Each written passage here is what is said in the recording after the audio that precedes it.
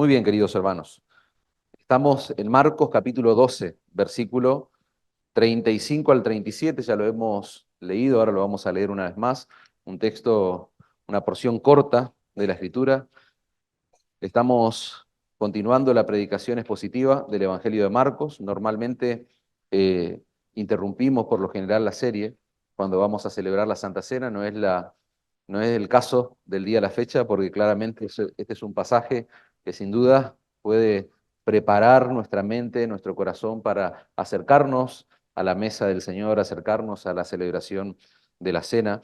Es un pasaje el que tenemos por delante, hermanos, que nos confronta con la autoridad y el señorío absoluto de Jesús en nuestra vida. Ese es el tema, ese es el énfasis que vamos a ver en el texto, en este pasaje. Repito, nos va a confrontar con la autoridad y el señorío absoluto que debe ser evidente en la vida de un creyente.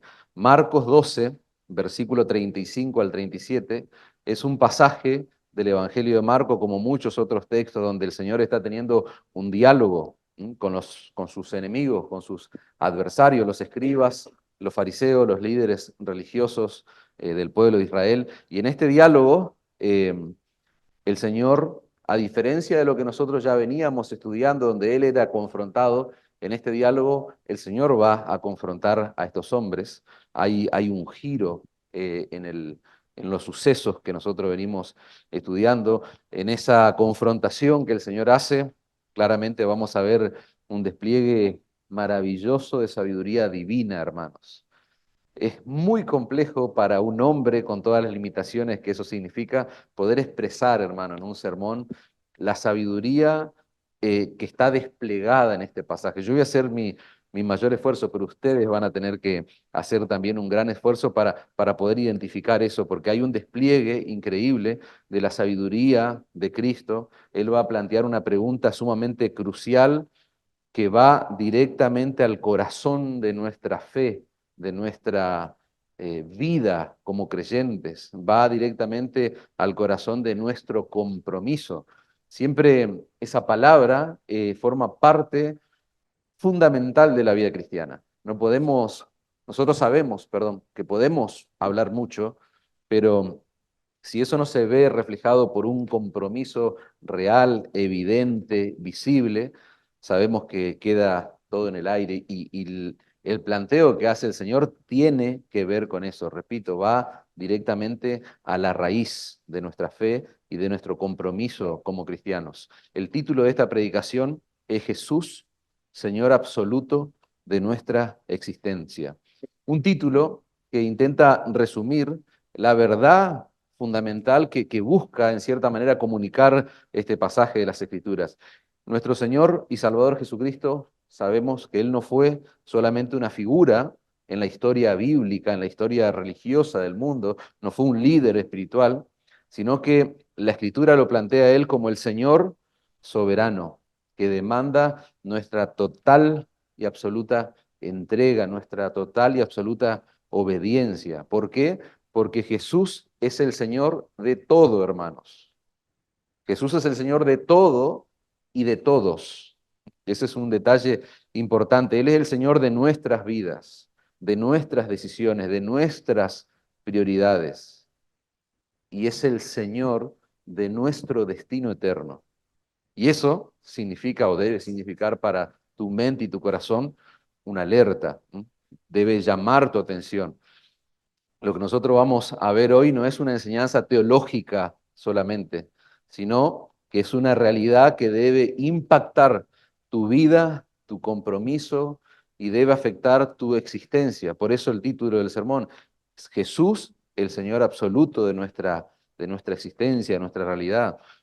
Porque este pasaje es uno de los tantos que plantea la Escritura, donde nosotros tenemos que pensar, debiéramos meditar con respecto a esto. Si Jesús era realmente quien Él decía ser, entonces, hermanos, no hay otra alternativa más que postrarse, más que reconocerle a Él como el Señor absoluto de nuestra vida. No hay opción. Así de implacable es la persona de nuestro Señor Jesucristo. Es imposible permanecer neutral ante la persona de Cristo. Y ese es el desafío que hoy nos pone a nosotros este pasaje de las Escrituras. Dicho todo esto, hermanos, ya conocemos, la gran mayoría de nosotros conocemos ya el contexto inmediato, sabemos dónde estamos parados, pero yo no quisiera asumir que todos están al tanto de eso. Nosotros nos estamos encontrando, estamos posicionados en Marcos 12, y lo que está relatando este evangelio es la última semana del ministerio terrenal de Cristo. Puntualmente estamos parados en el día martes. Nosotros sabemos que a 3 días después, se va a llevar a cabo ese hecho increíble de la crucifixión de Cristo. Los líderes religiosos de Israel están allí trabajando, están organizándose también para, para atacarlo, para ver si a través de diferentes trampas que le van haciendo, preguntas, planteos, cuestionamiento, para ver si lo pueden enredar en sus palabras y acusarlo de blasfemia, pero claramente nosotros fuimos viendo que estos hombres quedan atrapados en su propia trampa, como podríamos decir. Marcos 12, versículo 34, fue el último versículo que nosotros vimos la semana pasada. Ahí vimos otro diálogo que el Señor tiene con un escriba en particular, que le hizo allí una pregunta también sumamente importante, pero veíamos que tal vez la intención de este hombre no era tan necia, ¿no es cierto?, como la de los otros escribas y fariseos. Pero de todas formas, el diálogo que vimos la última semana quedó demostrado ya que estos hombres no podían con él. Y a partir del verso 35, que es el texto que vamos a leer ahora, yo les decía que la historia cambia, la historia hace un giro de 180 grados porque ahora Jesús toma la iniciativa y Él es el que decide confrontar a estos hombres, a estos enemigos que están allí representados. Así que dice el verso 35, enseñando Jesús en el templo, decía, ¿cómo dicen los escribas que el Cristo es hijo de David? Porque el mismo David dijo por el Espíritu Santo, dijo el Señor a mi Señor, siéntate a mi diestra, hasta que ponga a tus enemigos por estrado de tus pies. David mismo le llama Señor. ¿Cómo pues es su hijo? Y gran multitud del pueblo le oía de buena gana. Esa expresión de buena gana nos está mostrando a nosotros que había gente que estaba observando esta confrontación que él está teniendo con los líderes. Y ellos están asombrados, ellos están admirados de la sabiduría del Señor. Y eso en principio puede parecernos como algo bueno, algo virtuoso de la multitud, pero nosotros ya sabemos que la palabra multitud no tiene una connotación buena necesariamente. Acuérdense que esa gente estaba subyugada por esos líderes que están siendo confrontados por el Señor Jesucristo. Y probablemente ellos están celebrando que el Señor los está dejando en ridículo. Después de toda esta serie de confrontamientos, acuérdense que el día martes fue el día de las confrontaciones y de las preguntas ridículas, por decirlo de alguna manera, salvo la última pregunta, donde este escriba va y hace una pregunta bien intencionada, decíamos la semana pasada. Pero ahora la situación cambia, el Señor empieza a confrontarlos a ellos y a ponerlos en evidencia y la gente está admirada, la gente está escuchándolo de buena gana, está observando eso. Pero repito, probablemente ellos están alegres porque ese maestro tan famoso, allí en ese momento la persona misma de nuestro Señor está ridiculizando a estos hombres. Nosotros tenemos que entender el trasfondo. Yo les decía, conocemos ya el contexto donde estamos parados, pero si nosotros no entendemos y conocemos el trasfondo que hay detrás de esta pregunta, no podríamos sacar la riqueza que hay en un pasaje tan breve, tan conciso como estos 3 versículos. La gran mayoría del pueblo de Israel, hermanos, incluyendo los escribas y los fariseos, ellos aceptaban el hecho de que el Mesías tenía que ser un descendiente de David. No había discusión al respecto. Estos hombres, estos adversarios que el Señor tiene enfrente, sabían eso. Dice el verso 35, Jesús estaba enseñando en el templo y acá viene la pregunta, ¿cómo dicen los escribas que el Cristo es hijo de David? Ahí tenemos que detenernos a a mirar esa palabra Cristo. La palabra Cristo es la traducción griega de la palabra hebrea Mesías, y que se traduce al idioma nuestro, se traduce al español como el ungido. Fíjense, allí hay una conjunción, por decirlo de alguna manera, Cristo, Mesías y el ungido. Entonces, Cristo es igual a Mesías y es igual al ungido en nuestro idioma. Y en el Antiguo Testamento, tanto los reyes como los profetas, dice la Escritura que ellos eran, cuando eran llamados oficialmente, ellos eran ungidos con aceite, el día que eran designados para ofrecer, para ejercer, perdón, esa posición, ya sea rey o profeta. Y Dios le había prometido a David, eso lo vemos en la Escritura, Dios le había prometido a David que uno de sus descendientes sería el Mesías. Y acá viene un detalle importante. No sería un Mesías, no, sería el único, el verdadero Mesías. Sería el ungido por excelencia, que iba a reinar, dice la Escritura, para siempre en su trono.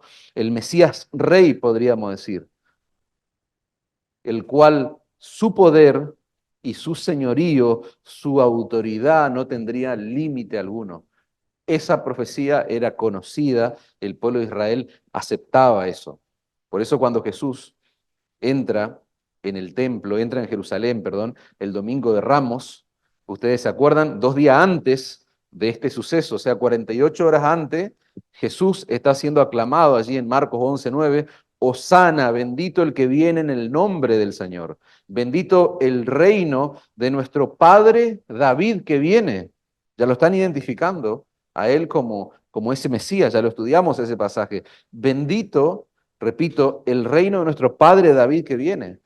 ¿Se acuerdan Marcos 10, un capítulo antes, versículo 47, el ciego Bartimeo que dice, Jesús, hijo de David, ten misericordia de mí?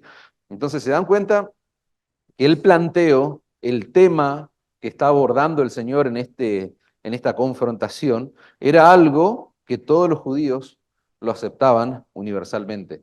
Acuérdense lo que les dije en la traducción, estoy haciendo un trabajo importante para que ustedes entiendan la sabiduría que hay desplegada en el planteo, en el tema que el Señor está abordando con estos hombres.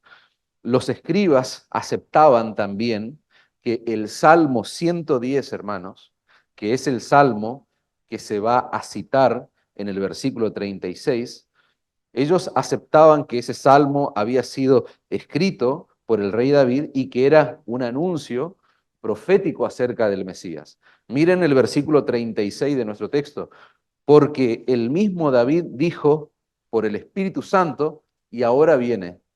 Lo que sigue a continuación no es otra cosa más que el Salmo 110. O sea que hoy vamos a trabajar mucho sobre ese salmo, porque yo voy a ir una y otra vez hacia ese salmo. Pero bueno, fíjense, estamos viendo esas verdades que eran universalmente aceptadas por el pueblo de Israel. Repito, ¿cuál era la otra verdad? Que el Salmo 110, ese pasaje de la Escritura que está citando Jesús, los judíos sabían que había sido escrito por el rey David. Ese fue un salmo que fue escrito mil años antes, no miles, sino 1000 años antes de Cristo.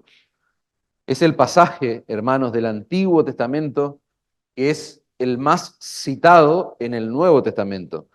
Ese salmo es una promesa profética muy clara, muy precisa acerca de la persona de nuestro Señor Jesucristo. Y todos los judíos en el tiempo del Señor, allí en esa época, ellos aceptaban el hecho de que ese salmo estaba profetizando, era una profecía muy clara acerca del Mesías. Los judíos aceptaban como una verdad indiscutible el hecho de que solo existe un único Dios vivo y verdadero. Ustedes se acuerdan en el pasaje que vimos la semana pasada, cuando el escriba le pregunta a Jesús cuál es el mandamiento más importante. ¿Se acuerdan cuál es el recurso que usa el Señor Jesús? Deuteronomio, capítulo 6, versículo 4. El Señor lleva a este hombre a mirar el Shema, ese credo que formaba parte de la religión judía, que ellos lo recitaban a la mañana y a la noche. Deuteronomio 6:4 dice, oye Israel, Jehová nuestro Dios, Jehová uno es. Esa es una verdad fundamental del judaísmo y es una verdad, decíamos la semana pasada, fundamental del cristianismo. Reemplazábamos ese Israel por iglesia. Oye, iglesia, Jehová nuestro Dios, Jehová uno es.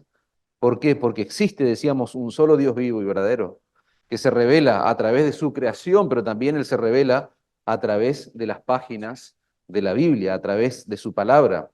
Así que los judíos, hermanos, ellos aceptaban universalmente que el Mesías iba a ser un descendiente de David. Ellos aceptaban que el Salmo 110, escrito por David, era una profecía que apuntaba al Mesías. Y ellos aceptaban, como judíos que eran, que solamente existe un solo Dios vivo y verdadero. Ahora, con ese trasfondo en mente, hermanos, yo creo que estamos en condiciones de poder entender, al menos, no sé si en profundidad, pero sí poder tener una noción de ese dilema que se está planteando, de esa confrontación que el Señor está haciendo a los escribas y fariseos a la luz de ese salmo que ellos conocen y que ellos aceptan de manera universal. Así que yo te pido, por favor, que busques el Salmo 110, versículo 1. Salmo 110, versículo 1. Dice así la palabra del Señor: Jehová dijo a mi Señor. La Biblia de las Américas dice, se traduce de esta forma: dice el Señor a mi Señor. Recuerden, David está escribiendo este salmo. Jehová dijo a mi Señor: siéntate a mi diestra hasta que ponga a tus enemigos por estrado de tus pies.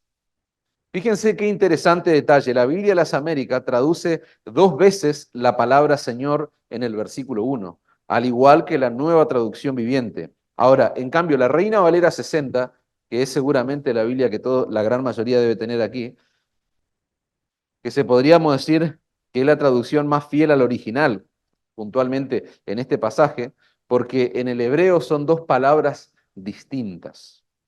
Entonces, fíjense que hay una diferencia en la Reina Valera 60. Jehová dijo a mi Señor. Eso es fiel al texto original porque son dos palabras distintas. En las otras traducciones que yo le acabo de mencionar se traduce al español como una única palabra. Pero la primera palabra es la traducción del nombre propio de Dios, que algunas versiones lo traducen como Yahvé y otras traducciones como Jehová. Esa es la primera palabra que aparece allí en el texto. La segunda palabra es Adonai. Y la traducción sería, dice Jehová, dice Yahvé, estaría diciendo esto David, a mi Adonai. Tengan eso en mente. ¿Qué significa la palabra Adonai que se está usando allí en ese texto? Esa palabra se puede traducir como amo, como dueño, como señor, como soberano. Es una palabra, la segunda palabra, está apuntando a alguien que ejerce control absoluto, alguien que tiene soberanía total. Esa es la idea detrás de la palabra Adonai. Es por eso que esta palabra se usa frecuentemente en el Antiguo Testamento para referirse a Dios o incluso para conectarla con el nombre de Dios. Como cuando se usa, por ejemplo, Dios es el Señor. En el hebreo sería Elohim Adonai. Se traduce como Dios.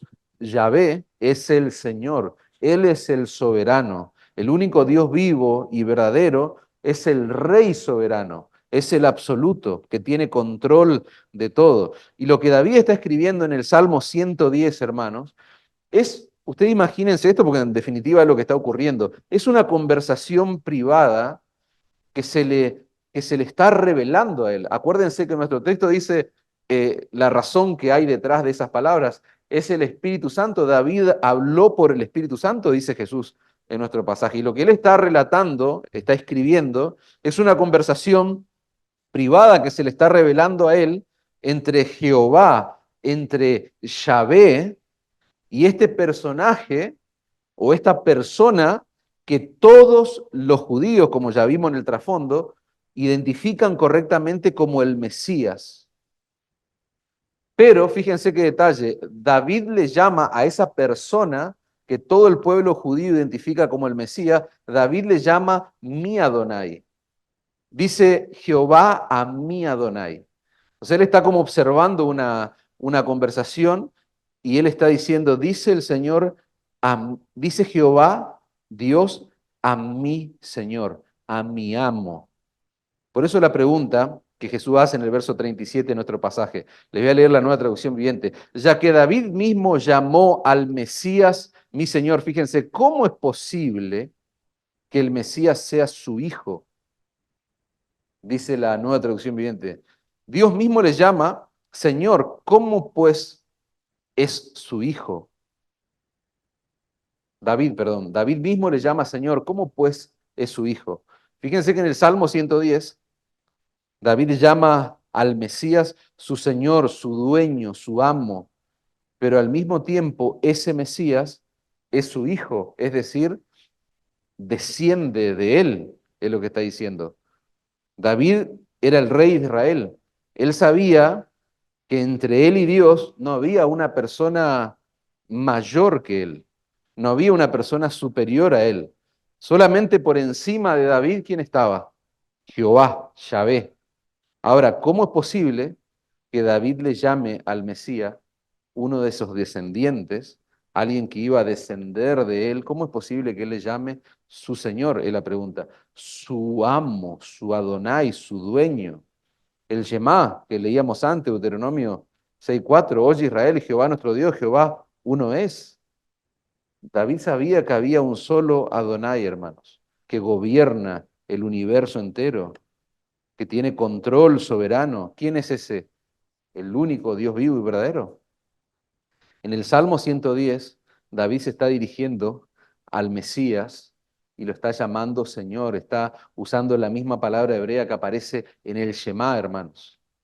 Se va vislumbrando un poco la sabiduría de nuestro Señor al confrontar a estos hombres. Fíjense que David está usando para identificar al Mesías una palabra que aparece en el credo fundamental de la nación hebrea. El Salmo 110, versículo 1, es una conversación, hermanos, entre Dios el Padre y Dios el Hijo. Eso es lo que David está relatando, como dice el Señor, inspirado por el Espíritu Santo.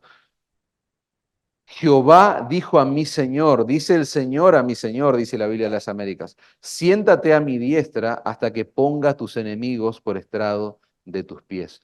Dios el Padre, el Dios de Israel, el Dios del pacto, está hablando, le está diciendo a quién, a Dios el Hijo, al Mesías. ¿Y quién es el Mesías? Dice David. Él es mi Señor, Él es mi amo, Él es mi soberano.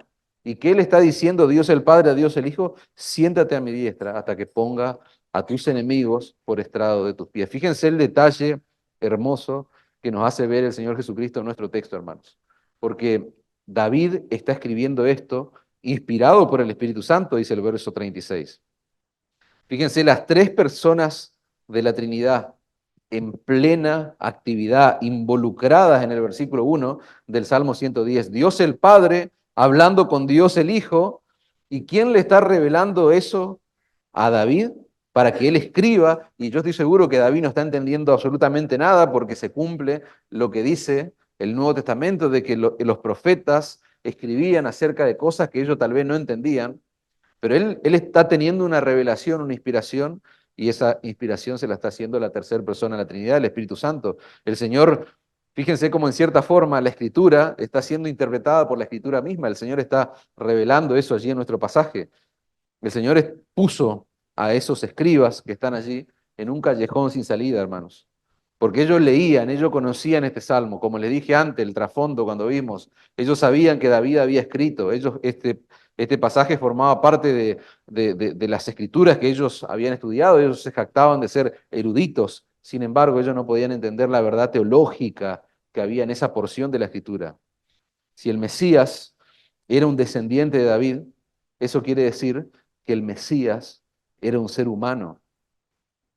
Si el Mesías era un descendiente del rey David, un hombre común y corriente, eso significa que ese Mesías profetizado tenía que ser humano, pero claramente no era un hombre común y corriente, ¿Por qué? Porque David a ese hombre, a ese Mesías, le llama mi Adonai, mi Señor. David está reconociendo la divinidad de Cristo, está reconociendo que el Mesías no solamente es un ser humano, sino que es una persona divina, distinta de Dios el Padre, a quien el Padre mismo está colocando, según lo que escribe David, en una posición de autoridad y de poder, hermanos. ¿Por qué? Porque dice la Escritura, siéntate a mi diestra.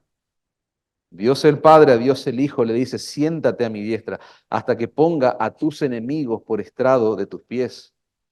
La diestra, en el lenguaje, en el contexto, en la cultura en el que fue escrita la palabra de Dios, la diestra era un lugar de honor, era un lugar de exaltación. Dios le está confiriendo a Dios el Hijo, al Mesías prometido, le está confiriendo poder y autoridad para que reine junto a Él, hermanos. Fíjense qué interesante. No se trata de un asiento para descansar. Sentate y descansá. No, se trata de un asiento, de un lugar de honor para reinar, para ejercer control y gobierno, hasta que ponga, está diciendo Jehová, está diciendo Yahvé, está diciendo Dios el Padre, hasta que yo ponga a tus enemigos por estrado de tus pies. Yo, el gran yo soy, yo me encargaré, está diciendo Dios. Yo voy a ocuparme de someter a tus enemigos. Era muy común en la cultura que cuando un rey gobernaba, conquistaba otra ciudad o ganaba una batalla, era muy común poner bajo el pie de ese rey a sus enemigos. Eso mostraba victoria. Y eso es lo que está, esa es la promesa, ese es el pacto que Dios está haciendo con Dios el Hijo. Yo voy a encargarme de subyugar, de someter a tus enemigos. Y imagínense cómo habrá sonado eso en la mente y en el corazón de estos hombres que son los enemigos del Señor, los enemigos públicos, visibles. Eso fue una advertencia a esos hombres que el Señor está confrontando. Yo me voy a encargar, dice Dios, de humillar a tus enemigos. Yo los voy a derrotar, dice el Señor. Yo los voy a poner debajo de tus pies. Y eso debe ser impactante para vos 2000 años después. Eso debe ser impactante para todos nosotros, hermanos. ¿Por qué? Porque tarde o temprano todos vamos a reconocer que Jesús es el Señor, que Jesús es el Rey soberano y absoluto. Después de su resurrección y antes de su ascensión a los cielos, nuestro Señor Jesucristo dijo, toda potestad me es dada en el cielo y en la tierra. Estoy leyendo Mateo 18. Jesús se acerca, repito, después de resucitar y antes de ascender a los cielos, se acercó y les habló diciendo, toda potestad me es dada en el cielo y en la tierra. Ahí está estas palabras del Señor tienen que ver con esa promesa del Salmo 110. Cristo siempre ha tenido suprema autoridad, hermanos, porque Él es Dios.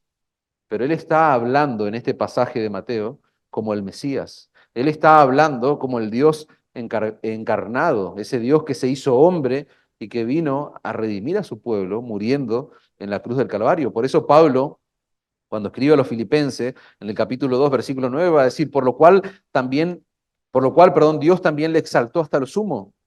Acuérdense, exaltación decíamos, el estar sentado a la diestra nos habla de honor, de autoridad, de poder y de exaltación, decíamos. Y Pablo dice, Dios le exaltó hasta lo sumo, le dio un nombre que es sobre todo nombre, para que en el nombre de Jesús se doble toda rodilla de lo que está en los cielos y en la tierra, y debajo de la tierra, y toda lengua confiese que Jesucristo es el Señor, para gloria de Dios el Padre. Eso no va a suceder, hermanos. Eso ya sucedió. Eso es lo que nos está planteando la Escritura. Nosotros no estamos esperando que el mundo, que la humanidad, de una vez por todas, se ponga del lado de Cristo o apoye a Cristo. No, hermanos. Nosotros no le estamos rogando a los hombres que por favor hagan de Cristo el Señor de sus vidas. Por favor. Porque a veces se puede confundir eso cuando proclamamos y predicamos el Evangelio. Por favor, te rogamos, hacelo a Cristo el Señor. No, hermanos. Esa es una falla teológica, es un problema teológico. ¿Por qué? Porque Él es Señor. Entonces, a los creyentes, a los incrédulos, al mundo entero, la iglesia tiene la extraordinaria labor de comunicar al mundo entero que Jesucristo es Señor. No es que va a suceder, no. Él ya fue exaltado por el Padre, dice la Escritura. Él ya está sentado a la diestra de Dios el Padre. Entonces, independientemente de lo que la criatura, independientemente de lo que los hombres piensen acerca de Jesús, de lo que los hombres hagan con Jesús, Jesús, dice la Escritura, es el Señor de señores. Él ya está exaltado, Él está sentado a la diestra del Padre, un lugar de honor, un lugar de autoridad. Él es el Rey soberano, que ha sido investido por Dios el Padre con poder y autoridad. Un poder, decíamos en la introducción, que no tiene límites, una autoridad que no tiene fin.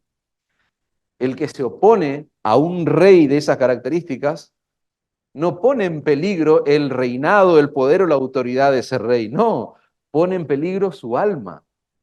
Y eso es lo que nosotros debemos estar advertidos, convencidos, abrazar esa verdad con nuestro corazón. No importa cuál es tu condición, si sos un niño pequeño, si sos un adulto, no importa. Esa verdad debe ser abrazada por todos nosotros, esa verdad debe ser comunicada. Repito, el que se opone a un rey, como el que se proyecta en la Escritura, el que se opone a Jesucristo, el Rey de Reyes y Señor de Señores, pone en peligro su alma. No pienses que vos, al oponerte a Cristo, haces temblar el trono de Dios. No, el trono de Dios no puede temblar, hermanos. ¿Por qué? Porque el Dios vivo y verdadero decretó que todos los enemigos del Mesías van a ser puestos bajo sus pies. Repito, van a ser puestos bajo sus pies. ¿Por qué? Porque Cristo es Señor y Él reina, hermanos.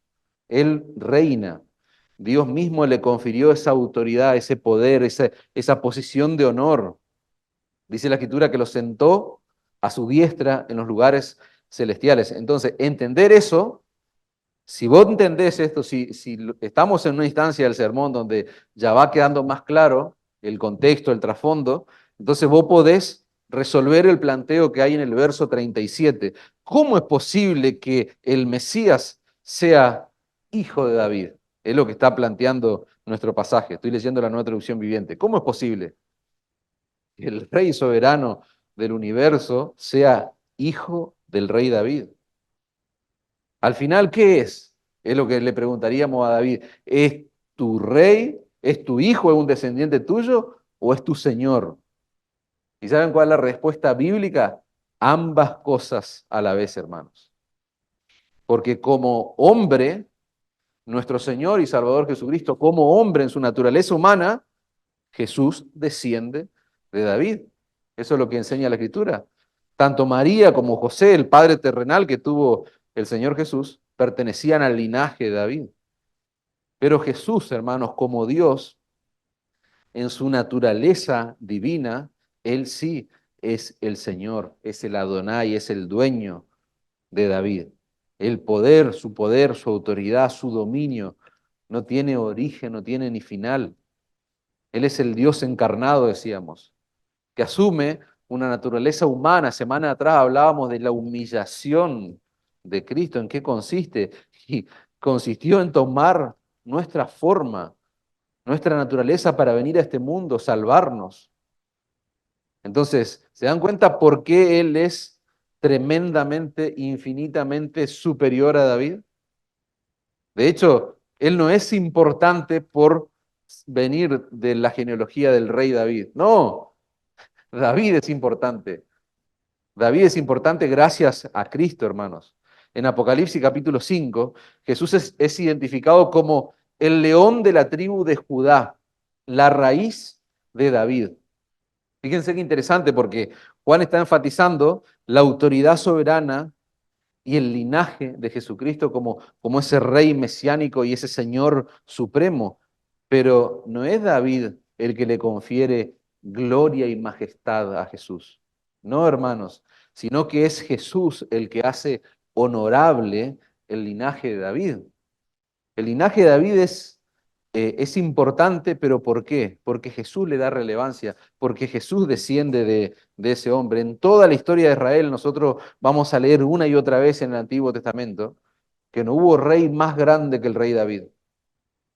Pero el Mesías que vino de ese linaje es infinitamente superior. ¿Por qué? Porque dice la Escritura que Él es el Rey soberano y absoluto del universo. Y toda autoridad, todo poder le ha sido otorgado por Dios el Padre en el cielo y en la tierra. Nosotros hoy vamos a celebrar, hermanos, no vamos, perdón, a celebrar que Jesús está colgado en una cruz. Nosotros no vamos a celebrar eso porque Él ya no está. O sea, nosotros no tenemos imágenes acá de Jesucristo colgado. Yo me acuerdo cuando era pequeño, una familia de trasfondo católico, era, era prácticamente una práctica muy común pasar por la iglesia central, allí la iglesia de la plaza, y me llevaban y yo besaba la figura de un Jesucristo colgado allí en una cruz. Era chiquito, me tenían que alzar para poder hacer eso. Pero Jesucristo no está colgado en una cruz, hermanos. Gloria al Señor que me rescató de ese tipo de prácticas, pero hoy nosotros no vamos a celebrar eso. Jesús no está colgado en una cruz, Jesús no está en una tumba. ¿Dónde está Jesús? Está sentado en un trono, hermanos. Él es soberano. Él está sentado a la diestra de Dios en los lugares celestiales, dice la Escritura. Efesios capítulo 1, versículo 19 dice, ¿y cuál la supereminente grandeza de su poder? ¿Para quién? Para con nosotros, los que creemos, según la operación del poder de su fuerza, la cual operó en Cristo, resucitándole de los muertos y sentándole a su diestra en los lugares celestiales. Fíjense, Pablo está hablando del tremendo poder que te dio vida a vos y a mí. Ese es el poder, dice, que obró en la resurrección de Cristo, levantándole de los muertos y sentándolo en los lugares celestiales, sobre todo principado y autoridad y poder y señorío, y sobre todo nombre que se nombra, no solo en este siglo, fíjense el detalle, sino también en el venidero. Y sometió todas las cosas bajo sus pies y lo dio por cabeza sobre todas las cosas a la iglesia, la cual es su cuerpo, la plenitud de aquel que lo llena en todo. ¿Se dan cuenta? ¿Qué texto aparece en esta porción? De todos los pasajes que yo le acabo de leer, los versículos de Efesios 1, allí hay una porción de texto que a nosotros nos resulta muy familiar. ¿Qué texto aparece? El texto más citado del Antiguo Testamento, el Salmo 110.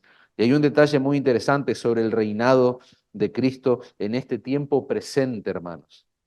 No en el tiempo por venir, no, en este tiempo presente. Miren el Salmo 110, no sé si lo tienen ahí apuntado. Salmo 110, versículo 2. Jehová enviará desde Sión la vara de su poder.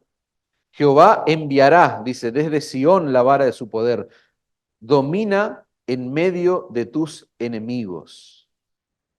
El Señor extenderá desde Sión tu poderoso cetro, dice la Biblia de las Américas, diciendo, domina en medio de tus enemigos.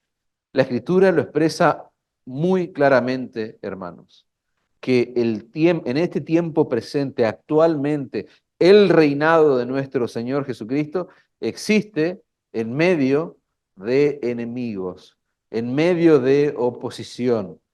Él es un rey muy particular, hermanos, porque él tiene, como dice la Escritura, tiene que dominar en medio de sus enemigos. Y eso para nosotros debe llamarnos la atención. ¿Por qué? Porque todos los reinos terrenales, ¿cómo trabajan? Protegen su territorio. En la antigüedad, de hecho, era muy común cercar una ciudad, levantar muros, levantar paredes para proteger el reinado, los límites de un reinado. De esa forma, cercando y protegiendo con muros y paredes, de esa forma se mantenía a los enemigos fuera del límite de ese reinado. Pero Cristo, dice David allí en este salmo, dice la misma palabra de Dios, Cristo tiene un reinado, un reino que crece y que se desarrolla en un medio hostil, en un territorio donde hay enemigos. Él domina, él gobierna en medio de sus enemigos, dice la Escritura. El reino de Cristo, hermanos, lo que hace o lo que hizo fue penetrar en este mundo corrompido, en este mundo caído, y trabaja con un poder, decíamos, que no tiene fin, y que se ve expresado eso en lo espiritual. ¿Cómo? Ganando, trayendo, decíamos antes en la oración que yo hacía al principio, trayendo a aquellos enemigos que están muertos, trayéndolos a la vida, ganando el corazón de hombres que se ofrecen voluntariamente cuando son transformados por el poder del Evangelio. Eso es lo que dice el versículo 3 del Salmo 110. Tu pueblo se te ofrecerá voluntariamente en el día de tu poder, en la hermosura de la santidad. Desde el seno de la aurora tienes tú el rocío de tu juventud. Qué hermosa expresión, hermanos. Tu pueblo se te ofrecerá voluntariamente. Ese pueblo que es transformado por el poder del Evangelio. Ese pueblo que vive cuando es impartida la palabra de Dios, se ofrece voluntariamente. Eso es lo que genera el poder del Evangelio, eso es lo que genera la obra del Espíritu Santo. Cambia el corazón. Y el pecador que está muerto ahora tiene fe, ahora tiene el don, la gracia del arrepentimiento. Ahora puede ofrecerse voluntariamente, puede clavar sus rodillas y pedir perdón, puede poner su fe en la persona de Cristo. Tu pueblo se ofrecerá voluntariamente. Qué hermoso texto, hermano. Cuando vaya a la guerra, tu pueblo te servirá por voluntad propia, dice la Nueva Traducción Viviente. Ustedes saben que pueden buscar allí en internet Salmo 110. Hay una predicación de Charles Spurgeon acerca de esto. Él cuando predicó este salmo dijo, les voy a leer un fragmento de esa predicación, repito, tenemos la gran bendición de poder encontrar las predicaciones de este hombre, y un fragmento de su predicación dice lo siguiente: como resultado, una predicación acerca del Salmo 110, como el resultado de extender desde Sion, es decir, de Jerusalén. Es en Jerusalén donde comienza a predicarse el mensaje de la cruz de Cristo. Es en Jerusalén el lugar donde el Señor Jesucristo nació, donde el Señor Jesucristo murió, donde el Señor Jesucristo resucitó. Fíjense los hechos gloriosos del Evangelio. Dice este hombre en su predicación: como resultado de extender desde Sion esa vara de su poder, es decir, el poder del Evangelio, una gran multitud de seguidores correrá, dice, para alistarse bajo su bandera. Son su pueblo desde tiempos eternos, y tan pronto su poder se revele, dice, se apresurarán gozosos a tomar la posesión de su heredad. En el momento en que escuchen la llamada del Evangelio, surgirán como el rocío surge por la mañana. El texto que acabamos de leer del Salmo 110.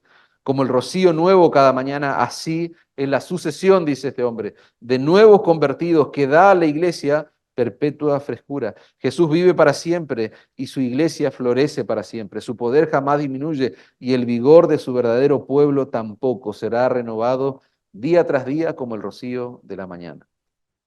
Amén. Qué hermosa fracción, hermanos. Fíjense el verso 4 del Salmo 110. Juró Jehová y no se arrepentirá. Tú eres sacerdote para siempre, según el orden de Melquisedec. Yo antes le había dicho que David está escribiendo, hermanos, sobre una conversación entre Dios el Padre y Dios el Hijo. En el verso 4 se habla de un juramento que Jehová Dios le hizo al Mesías, el Señor de David, a Dios el Hijo. El Señor ha jurado y no se retractará, dice la Biblia de las Américas. Este es un pacto, hermanos, que Dios está haciendo con su Hijo. Tú eres sacerdote para siempre. Y fíjense, yo no quiero aburrirlos en esta noche, pero nosotros necesitamos prestar atención a ese último detalle de ese versículo. ¿Según quién? Según el orden de Melquisedec. Ahí hay que poner la atención para entender ese pacto, ese juramento que Dios el Padre está haciendo con Dios el Hijo. Dios le está diciendo a su Hijo, hermanos, que Él es el Rey que está sentado a su diestra. Vimos en el versículo 1.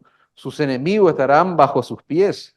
Y ahora le está jurando que le dará un pueblo que se ofrecerá voluntariamente. Lo vimos recién en el versículo 3. Y dice, Él será sacerdote para siempre de ese pueblo, según la orden de Melquisedec. El único detalle de todo esto, hermanos, es que en el Antiguo Testamento ningún rey podía ejercer los dos oficios.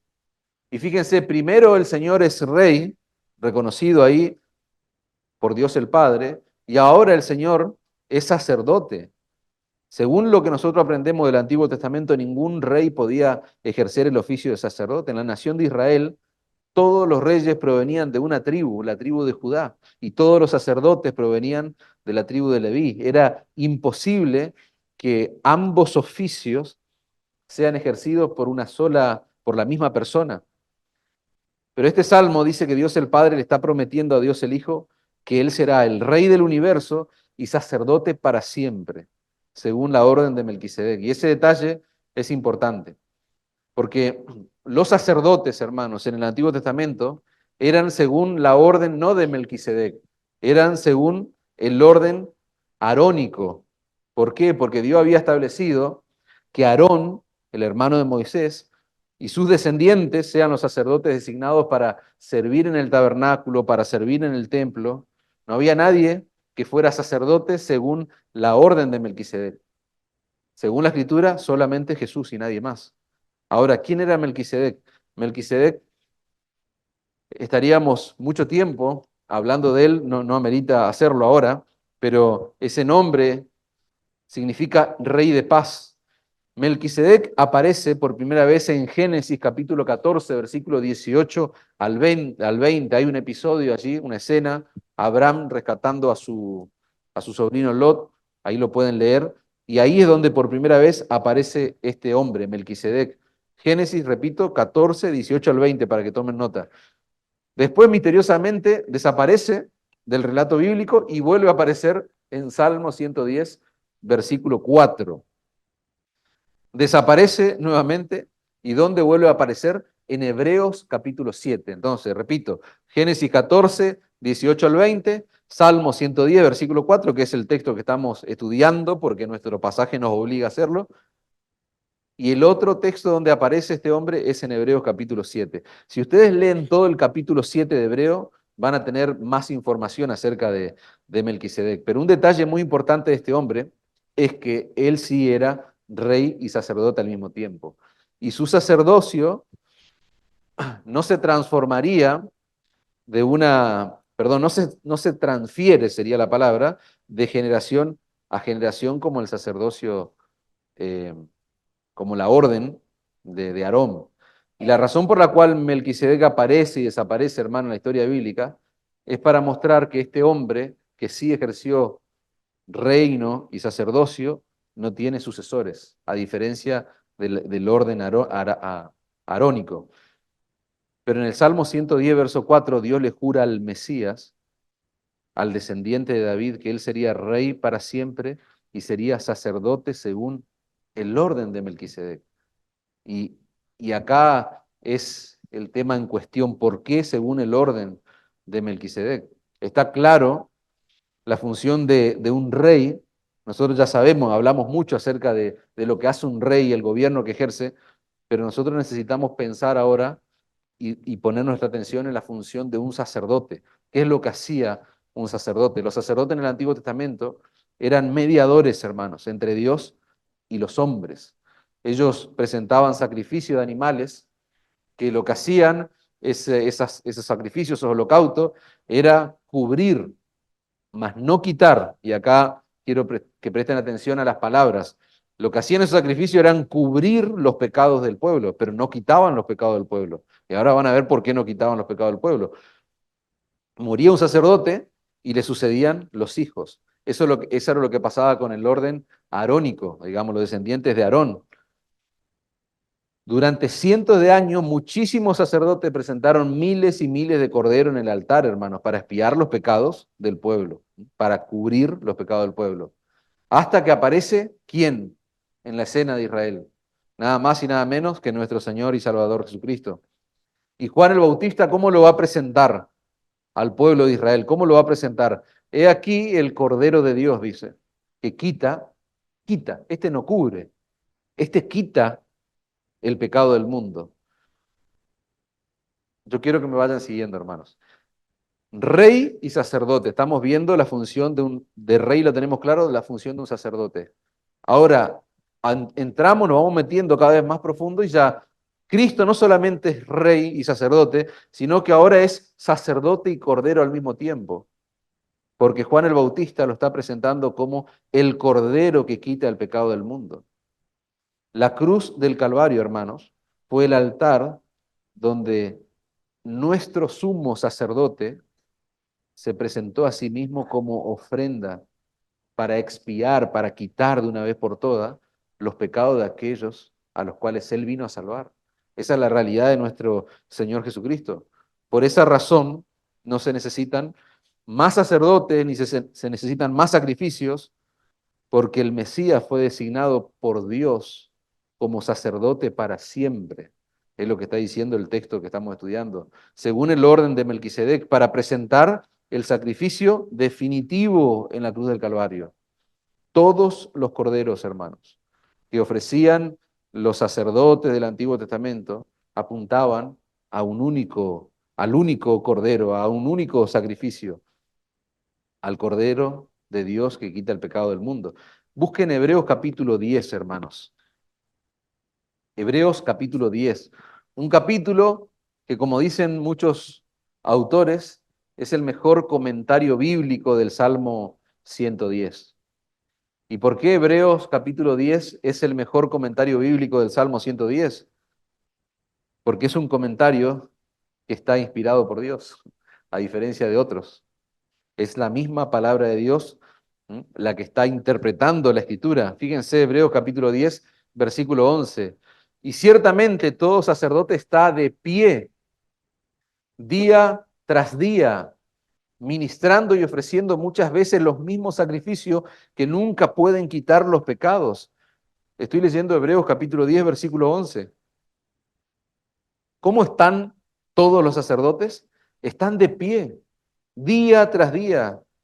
Los sacerdotes, hermanos, el autor de la carta a los Hebreos está apuntando a lo que pasaba en la antigüedad. Los sacerdotes no tenían tiempo para estar sentados en su labor diaria, porque nunca terminaba su trabajo, hermanos. Nunca, jamás.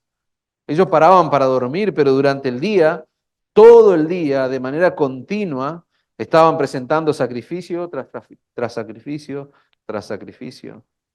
Por eso estaban de pie, ellos no podían sentarse a descansar, a tomar algo, un refrigerio, no. Estaban continuamente trabajando. Versículo 12 de Hebreos 10.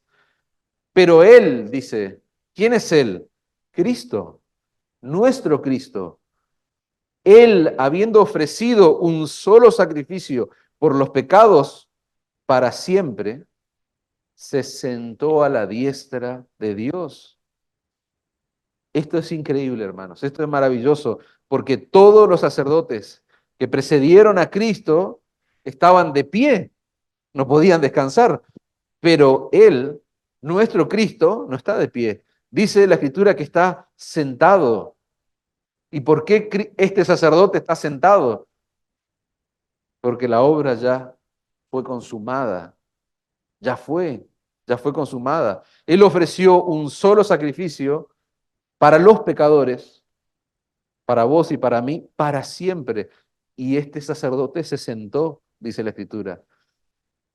Fíjense que el autor de la carta a los Hebreos está interpretando el Salmo 110, versículo 13, esperando de ahí en adelante hasta que sus enemigos sean puestos por estrado de sus pies.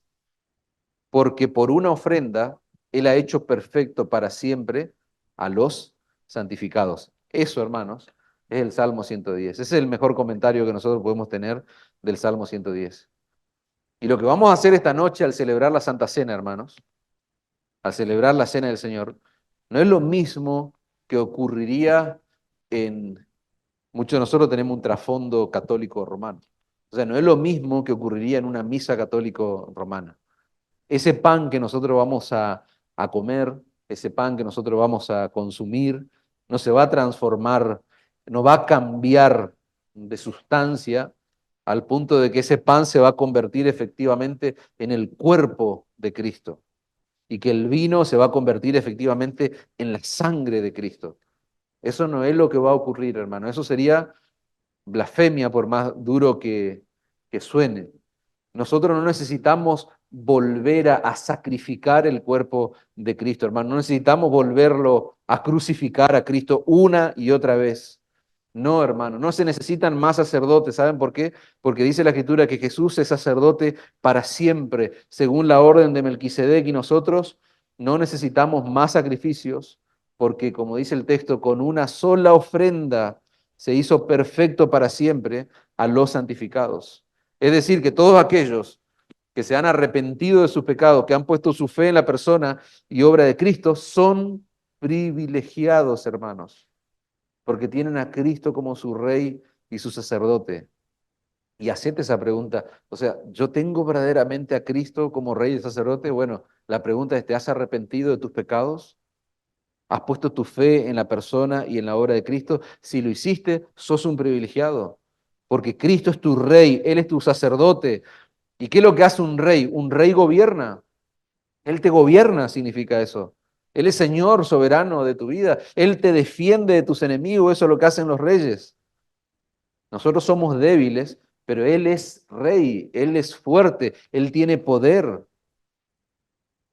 ¿Y qué hace un sacerdote? Vos sos un pecador. Después de haberte arrepentido de tus pecados y de haber puesto tu fe en Cristo, dice la Escritura que el pecado todavía mora en nosotros. Pero tenemos un sumo sacerdote en los cielos, sentado a la diestra del Padre, alguien que intercede por nosotros ante Dios. Él es el único que dejó satisfecha, hermano, plenamente las demandas perfectas de la justicia de Dios. Por lo tanto, Él es nuestro mejor sacerdote. Y cada vez que nosotros pecamos y cada vez que el diablo va allí acusándote ante el tribunal de Dios, ¿saben qué? Si vos te arrepentiste de tus pecados y pusiste tu fe en Cristo, vos estás amparado en aquel que fue traspasado por vos, en aquel que fue traspasado por nosotros una vez, no varias veces, no, una vez y para siempre, hermano. Dice un autor sobre esto. Él tenía que ser nuestro sacerdote para llegar a ser nuestro rey, porque nunca habríamos podido someternos voluntariamente, como dice el Salmo 110, versículo 3, a su señorío sin haber sido perdonados y reconciliados con Dios. Fíjense qué interesante. Él tenía que ser nuestro sumo sacerdote para llegar a ser nuestro rey, hermanos. Cristo compró para nosotros arrepentimiento y fe en la cruz del Calvario. Nuestro Mesías, hermanos, es un rey lleno de gloria, lleno de poder, lleno de autoridad, que decidió voluntariamente hacerse hombre y humillarse hasta lo sumo, humillarse hasta la muerte. ¿Para qué? Para que los suyos, aquellos por los cuales Él vino a este mundo, a cargar sus pecados y a morir en una cruz, para que los suyos puedan someterse a ese Rey soberano, de manera gozosa, de manera voluntaria, como dice el versículo 3 del Salmo 110. Eso es lo que distingue a un creyente, hermanos. Eso es lo que distingue a un verdadero creyente, de alguien que es un simpatizante, de alguien que dice que es creyente, pero está cerca de la cruz, pero está lejos de Cristo, como decimos siempre. Muchos pueden decir que son cristianos, pero ¿saben lo que dice Cristo en Mateo capítulo 7, versículo 21? No todo el que me dice Señor, Señor, entrará en el reino de los cielos, sino el que hace la voluntad de mi Padre que está en los cielos. Muchos me dirán en aquel día, Señor, Señor, ¿no profetizamos en tu nombre? Y en tu nombre echamos fuera demonios y en tu nombre hicimos muchos milagros. Y fíjense las palabras duras del Señor. Yo los declararé, nunca los conocí. Nunca. Apartados de mí, hacedores de maldad. Y el contraste de todo eso, ¿dónde está? El contraste de Mateo 7, versículo 21 al 23. ¿Cuál es el contraste? El Salmo 110, versículo 3. Tu pueblo se te ofrecerá voluntariamente en el día de tu poder. Este pueblo que voluntariamente busca, anhela, desea servirle a Él, someterse a Él. Todos los creyentes, hermanos, que estamos acá en este lugar, hubo una vez en nuestra vida donde estábamos del otro lado de la vereda. Yo besaba los pies de una imagen, le decía de niño, impulsado por la religión organizada, la religión de mi familia, pero todos de alguna manera estuvimos del otro lado de la vereda. ¿De qué lado de la vereda? De aquellos que son enemigos del Señor, de aquellos que se oponen al Señor con todas sus fuerzas. Leíamos en el texto anterior que debemos amar al Señor, es imposible hacerlo. Y nosotros, ese fue nuestro mayor y más grave pecado, decíamos la semana pasada.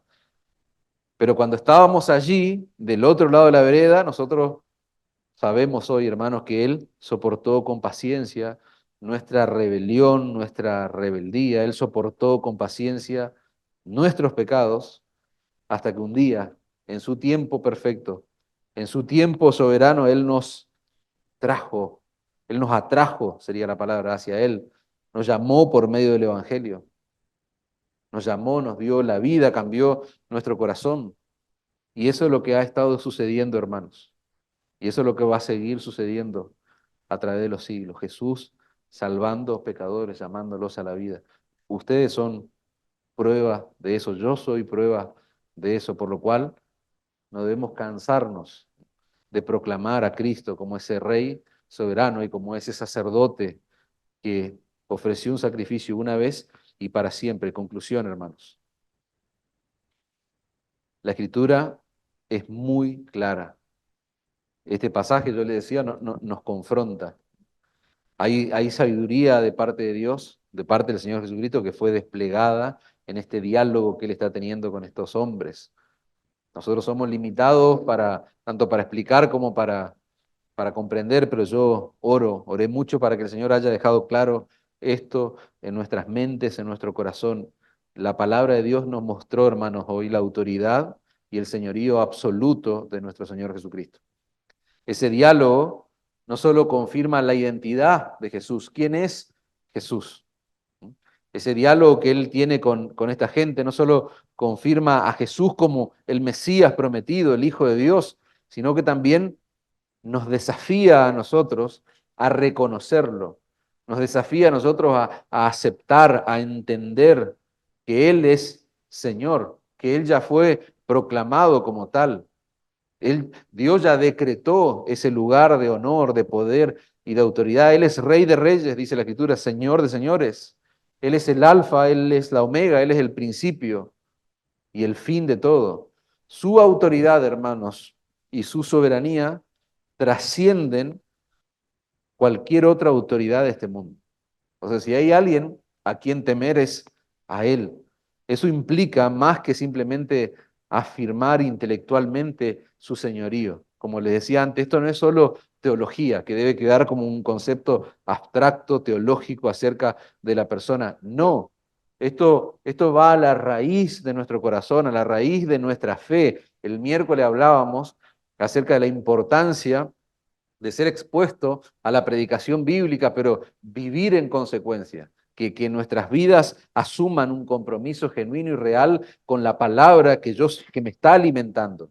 Entonces, repito, no se trata de algo intelectual, solamente entender su señorío, no, tenemos que someternos a su autoridad, hermanos, en todas las áreas de nuestra vida. Y esa es la exhortación para su pueblo, en someternos a su autoridad en todas las áreas de nuestra vida, en tus decisiones, en tus relaciones, en tu trabajo, en tu servicio a Dios, en todo lo que hagas, en tu intimidad, en tu privacidad, en todo, hermano. No es solamente Señor de algunas cosas, no.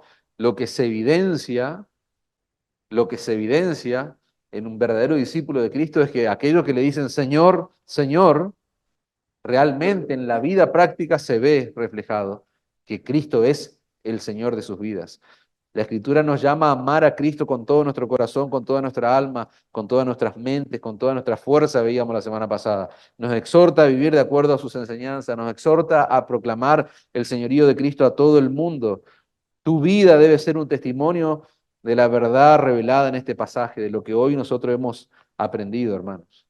Jesús debe ser el centro de tu vida. Su señorío debe ser evidente en cada aspecto de tu existencia. Fíjense cómo termina el pasaje que nosotros estamos estudiando. Y la gran multitud le escuchaba con gusto. Fíjense, hermanos, a diferencia de los líderes religiosos, que estaban seguramente rasgándose las vestiduras, que estaban sintiendo odio y más odio por la persona de Cristo, la multitud, esta gente, escuchó las palabras de Jesús con admiración. Al principio yo les decía, vaya a saber, tal vez estaban contentos porque sus líderes religiosos que los sometían a reglas, a normas, estaban siendo puestos en evidencia, estaban siendo avergonzados por el Señor Jesús. Pero la cuestión es que el texto dice que esta gente está admirada. Ellos sabían que en Israel no había nadie como el Señor Jesús, que interpretara la Escritura con tanta sabiduría, con tanta precisión. Pero ¿saben qué, hermanos? Lamentablemente, muchos en esa multitud que lo escucharon con gusto, que estaban admirados el día martes, el día viernes ellos iban a estar pidiendo a grito que Jesús sea crucificado. Porque hay un abismo de distancia, hermanos. Hay un abismo, hay una galaxia de distancia entre deleitarme en la sabiduría de Jesús y venir a sus pies en arrepentimiento y fe. Entonces mi oración, mi clamor es que no te deleites en escuchar la predicación o en escuchar de la sabiduría de Cristo, sino que vayas en arrepentimiento y fe a los pies de Cristo. Muchas personas van a la iglesia, muchas personas tienen una vida religiosa, muchas personas disfrutan de la palabra de Dios. El domingo pasado nuestra mente y corazón fue confrontado en esa área, en ese orden de cosas, porque los fariseos eran así. Y ellos están anhelando asesinar a Cristo. Entonces mucha gente hace muchas prácticas religiosas, pero eso no significa necesariamente que hayan entregado por completo, que se hayan entregado por entero a Jesús como Señor y Salvador. Disfrutar de la palabra es una cosa, ser un hacedor de ella es algo totalmente diferente. Entonces la pregunta de rigor en esta conclusión es, ¿vos podés decir a la luz del Salmo 110 que Jesús es tu Adonai, que Jesús es tu amo, que Jesús es tu Señor? Yo les dije que David está escribiendo este salmo y él está viendo una conversación que está teniendo Dios el Padre con Dios el Hijo, y él a ese Mesías profetizado, a ese Mesías que va a salir de su linaje, de su descendencia, él está llamando mi Señor, mi Adonai, mi dueño, mi amo. Repito, no se trata de algo intelectual, oh, qué bueno, qué lindo detalle, no, algo que queda en palabras, no. O sea, Él es tu amo, es tu Señor, porque se trata de someterme voluntariamente al señorío de Cristo. ¿Vos sos parte de ese pueblo que se ofrece voluntariamente en arrepentimiento y fe para que Él sea el único rey, el único dueño de su corazón? ¿Vos encontrás deleite en la persona de Cristo? Si esa no es tu realidad, y yo quiero apelar ahora no a los creyentes, sino a los que tal vez reconocen en virtud de todo lo que hemos hablado, que esa no es mi condición. O sea, yo estoy lejos, hay un abismo tal vez que me separa de esta realidad. ¿Sabes qué?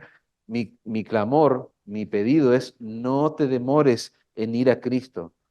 Anda hoy a Cristo, pedile que te perdone todos y cada uno de tus pecados. Pedile que Él transforme tu corazón incrédulo en un corazón crédulo, en un corazón creyente. Acordate lo que hablábamos hoy. Algún día todos sus enemigos serán puestos debajo de sus pies, dice la Escritura. Y Dios te está diciendo, salí huyendo de ese lugar, huí de esa condición, hoy.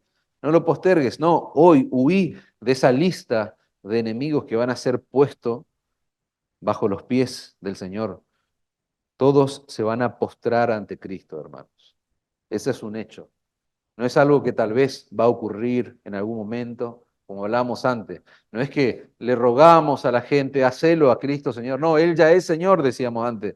Y fuimos enfáticos en eso, en afirmarlo. Bueno, esta es otra realidad. Todos se van a postrar ante Cristo. ¿Y saben qué? Algunos lo van a hacer porque respondieron al llamado del Evangelio y se rindieron a su autoridad y a su señorío, pero otros se van a postrar porque van a recibir el peso de la justa ira de Dios, por causa de su rebeldía, por causa de su incredulidad. Y la pregunta es, ¿dónde querés estar vos? Uy, yo no. te ruego, huí de ese lugar. No seas vos uno de los que se postre porque el peso de la ira de Dios cayó sobre... No, el peso de la ira de Dios por tus miserables pecados fue derramado allí en la cruz. La ira de Dios fue lo que castigó a Cristo allí en la cruz del Calvario. No hace falta que el día de mañana te presentes delante del Señor y toda la ira por tu pecado caiga sobre vos. No te vayas de este lugar en esa condición. No te vayas en guerra, decíamos antes. ¿Cómo podemos pensar que yo puedo oponerme a un rey como el Señor Jesucristo? No. El que se opone al Señor está en guerra con Él y no hay manera de salir victorioso. No. ¿Por qué? Porque Él ya fue entronado en los cielos. Él está a la diestra del Padre como Rey de Reyes y Señor de Señores. Y cada ser humano, hermanos, cada persona, cada criatura debe rendirse ante Él. Cada uno de nosotros debemos aceptar su poder y su autoridad. Amén.